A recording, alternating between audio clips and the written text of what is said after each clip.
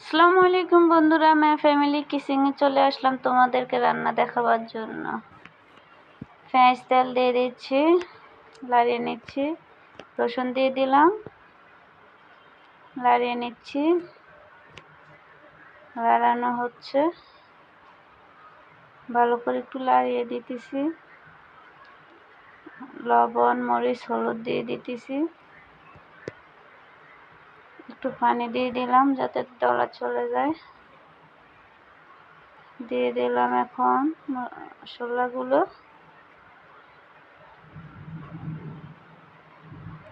লাড়ানো হচ্ছে, আলু দিয়ে দিচ্ছি, আলুগুলো ভালো করে লাড়িয়ে কষিয়ে নেব।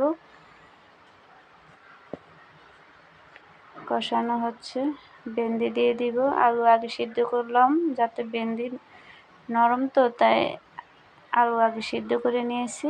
এখন ভালো করে কষিয়ে নেব।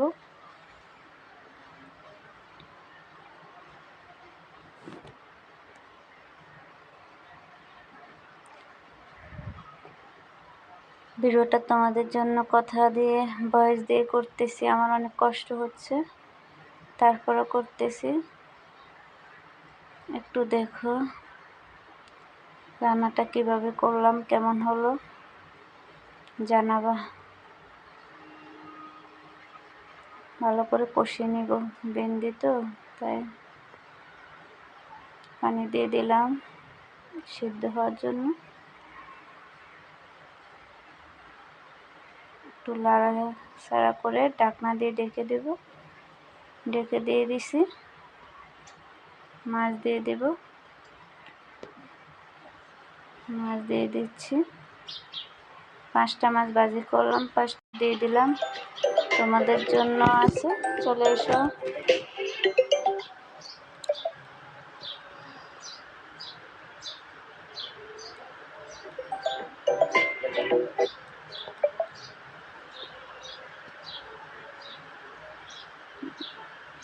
এখন টমেটোগুলো দিয়ে দিচ্ছি, টমেটোগুলো দিয়ে একটু নেড়ে ছেড়ে দেব। লাড়ানো হচ্ছে,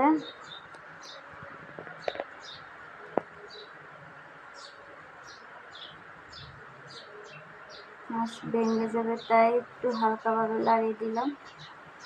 এমনিতে আমি মাছ তরকারি লাড়তে পারি না, ভেঙে যায়। এখন পানি দিয়ে দিচ্ছি,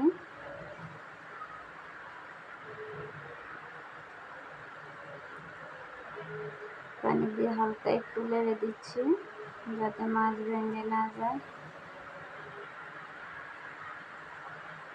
রান্নাটা প্রায় শেষ, রান্না শেষ মানে কাজ শেষ। রান্না করে আসলে কত যে গরম সহ্য করতে হয় একমাত্র রান্না আল্লাহই জানে। আল্লাহ হাফেজ, ভালো থেকো।